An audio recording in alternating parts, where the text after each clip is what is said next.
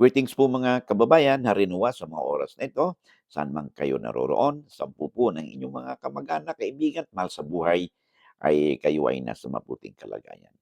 Ito pong muli sa Tony Rogelio Wong ng Batas Pinoy, ang ating pong channel, isa pong legal aid public service program ng inyong lingkod in collaboration with the Integrated Bar of the Philippines, Manila Port Chapter. Alright, so let us now proceed no dito sa ating episode no sa video natin.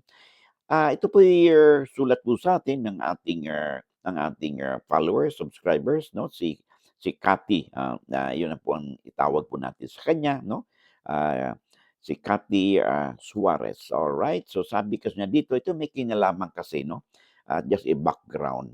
Kasi kadalasan kasi sa mga I would say mga minsan ay mga co-owners 'no, mga co-heirs 'no, 'pag naghati-hati na sila o kaya nakabili sila ng property, for convenience ay nagkakausap sila na, "O sige ilagay na lang natin muna sa pangalan ng isang tao para kung sakali mang, ibenta natin o isanla natin, hindi na problema yung magpapapirma kung, lahat tayong mga co-owners ay nandiyan sa titulo ng lupa na 'yan 'no. So ito po'y tanong sa atin 'no, kung ito ba ay okay na, sila ay, 4 na co-owners 'no, kung puwede daw na, kung okay lang na ipangalan na lang sa isang owner 'no, co-owner yung lupa at sila naman daw ay may hawak na memorandum of, agreement na kung saan, kinikilala yung nasa titulo na ang ibang may-ari nito ay yung tatlo. Okay, so ang tanong niya dito sa atin ay kung okay ba ito. So tandaan natin bago natin sagutin 'yan 'no, tandaan po natin, na 'pag, ang isang property po ay co-own 'no, sila po bawat owner po do'n 'no, ay meron po silang, kaakibat na interest o rights doon sa lupa, okay. Ang totoo 'yun 'no, 'pag, mayroong pros and cons dito, Siyempre 'pag yung isang gusto nilang ibenta yung property nila, yung co-ownership nila ay kailangan ay in conformity 'no, with the other co-owners 'no. Although puwede rin namang ibenta ng isang co-owner yung kanyang share lang doon sa interest 'no, share o interest o rights nila doon sa co-ownership na hindi pa kailangan ang consent ng kanyang kapwa co-owners. Although, i-notice lang po na kailangan 'no, sa isang co-owner, para bigyan sila ng chance na kung gusto nilang bilhin yung rights ng kanyang co-owner, ay meron siyang oportunidad na bilhin ito, okay. But hindi po kailangan ng consent, but that's besides the point. So dito ngayon common na kasi 'yan na ang isang property, ang lupa, okay, nagkasundo yung mga co-heir sila 'no. O sige ikaw na lang sa pangalan mo na lang kasi mas conveniente nandito ka sa Pilipinas 'no, at kami naman nasa abroad o kaya kung gusto nating ibenta 'yan, madali lang 'no kasi, isa lang ang nakapangalan. So, at meron naman gagawan lang tayo ng kasulatan na kinikilala mo ang aming may-ari nito. Okay. So ito ngayon ang sabi niya, may matibay po ba, hawak nila yung memorandum agreement na kung saan, kinikilala naman 'no ng, bawat isa, ang kanilang karapatan 'no, kahit isa lang yung naka-register sa titulo, okay. Well, okay yung ganyan 'no, kung ang inyong memorandum of agreement halimbawa ay notarize yan at i-register po ninyo doon sa Register of Deeds 'no, kung tatanggapin po yan if it is a registrable instrument, okay. Number two, well, wala naman pong, duda na 'pag meron kayong memorandum of agreement na kinikilala yung ownership ng bawat isa, ay wala naman pong issue doon 'no. At magagamit niyong ebidensya 'yan 'no, na pagdating ng araw na mabawi ninyo or maipakita na meron kayong karapatan do'n sa nasabing property. Ang downside lang na makikita ko diyan is that halimbawa lang 'no, knock on wood, 'pag yung isang owner na 'yan halimbawa, ay may asawa siya, okay. May mga anak, okay. So, 'wag naman ilapit at kung siya ay mawala 'no, ah, ang property na 'yan ay maaaring iki-claim ng kanyang mga heirs na sa kanila 'yan. Ngayon sabihin natin, meron kaming MOA, kasulatan. Well, meron nga pero it does not, kung mabuti kung nalaman ninyo yung ganyang situation o in good faith yung mga surviving heirs 'no. Kasi kung minsan, sasabihin na, "Hindi namin alam yung MOA na 'yan, hindi namin ire-recognize kasi peke yung perma diyan," 'no. So, ang importante yung titulong lupa na ito, nasa nasa yung nasa pumanaw nilang kamag-anak. So, that could pose a problem. Number two, or halimbawa gusto niyang ibenta 'no, yung property o isang lot niya. Kasi siya lang ang nakapangalan dun ay na hindi niyo alam 'no, naibenta na pala 'no. Well, sabi mo, "Paano yung MOA namin?" Oo nga, may MOA kayo pero, that's already after the fact. Ay naibenta na, So, ang habulin na lang ninyo yung inyong kapwa co-owner. So, paano na, nabenta na. So, habulin niyo siya pero wala ng inyong co-ownership property na ibenta na, lalo pa kung ang bumili ay maituturing nating purchaser for value and in good faith na malabo ninyong makuha po dun 'no. Ang cause of action na rin ninyo ay laban doon sa inyong co-owner. So, these are mga downside 'no, mga risk na i-consider ninyo, okay.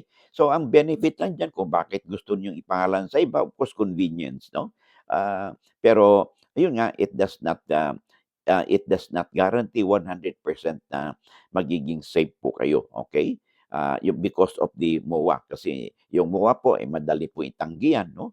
So, I strongly suggest tandaan po natin bawat po paglipat ng ng, ah, ng titulo 'no sa ibang tao basta may transfer po 'yan, whether voluntary or involuntary transfer, mayroon po mga tax incidents po 'yan. 'Pag sinabi nating tax incident, abay may mga taxes na babayaran po diyan sa bawat paglipat po. Although with the MOA, yang MOA na 'yan magpapatunay na yung inyong pinangalan na isang co-owner diyan sa titulo niya, siya lang, eh, to the extent nung kanyang sa sobra nung kanyang rights niya doon o ownership, trustee lang siya doon sa nasabing property 'no. So, pinaka-safe na para wala kayong, pagdating sa future, wala kayong masyadong, magiging problema, I strongly suggest na dalawa lang 'yan, ipangalan na lang sa inyong apat 'no, yung property na 'yan or better still, abay kung puwede naman ninyong kung still feasible na pagchop-chopin na lang ninyo 'yan into 4 parts para maihiwalay ninyo 'no, ang bawat, share ninyo doon sa kubuan ng lupa na 'yan, okey? So, 'yun po ang pinaka pinaka-appropriate na o maaari ninyong gawin. Of course, 'di ko na sinasabi 'no, na yung MOA ninyo is hindi valid po 'yan 'no. Strongly suggest kung talagang 'yun decision ninyo ay just make sure na yung MOA ninyo is duly notarized 'no, at nandun ang rights ninyo, maliwanag doon na nakasulat doon sa inyong MOA 'no, ang mga terms and condition, okay. So, I hope nabigyan natin ng, katugunan ang tanong sa atin ni Cathy Suarez 'no, sa episode na ito. Alright, so bago tayo magpatuloy, isang isang, notice lang po 'no, paalala or news 'no. Ang Batas Pinoy po meron na po tayong, page mo sa Facebook. So, you could follow me there. Paki-spread po yung good news sa inyong kaibigan, kababayan, kamag-anak o kapitbahay po ninyo 'no. Upang sa gano'n, sila din po ay merong oportunidad na makapag-chat po sa atin 'no, makapag-comment po sila at sa abot po ng ating makakaya ay masagot po 'no, ang inyong mga comments po 'no, besides dito sa YouTube. So, nadagdagan po ang ating platform 'no, from YouTube meron na po tayong, tandem ngayon sa Facebook. So, please spread the good news 'no, sa inyong mga kaibigan, kamag-anak. Ka-open lang po nito 'no. Siguro as of this very moments ay baka po wala pa sigurong 200 'no, ang followers po dito. So, paki-follow naman po, paki-subscribe o share po 'no, paki-like po ang ating mga posting po 'no, sa ating bagong account natin sa Facebook 'no. Batas Pinoy po sa Batas Pinoy. Maraming salamat. Well, of course naman, I would like to make use of this opportunity, no, sa mga subscribers po natin, no, sharers and likers po natin na lalo na yung hindi nag-skip ng mga ads. Thank you very much sa inyong mga suporta na and alam ba po ninyo na ayon po sa datos ng YouTube ay more than 60% po ng ating mga viewers po natin ay hindi pa po subscribers. So, kung hindi pa po kayo napag-subscribe, and if you find our videos interesting and informative, siguro naman po hindi naman po kalabisan, no? Pag ako po hihirit po sa inyo ng isang subscribe, share, and like, at saka paki-click po 'yon and then wala naman pong mawawala sa inyo, wala pong bayad 'yon, libre naman po 'yon, no? And of course, yung notification bell upang sa gano'n, 'pag may mga updates po tayo, you'll be duly notified at wala po kayong mami-miss na mga impormasyon, no, na ating binibigay, no, sa ating mga kababayan. Sabi nga natin lagi ay, "Lamang na ang may alam sa batas." Maraming salamat and I hope to see you again in the next video po natin. Yeah, bye-bye and God bless.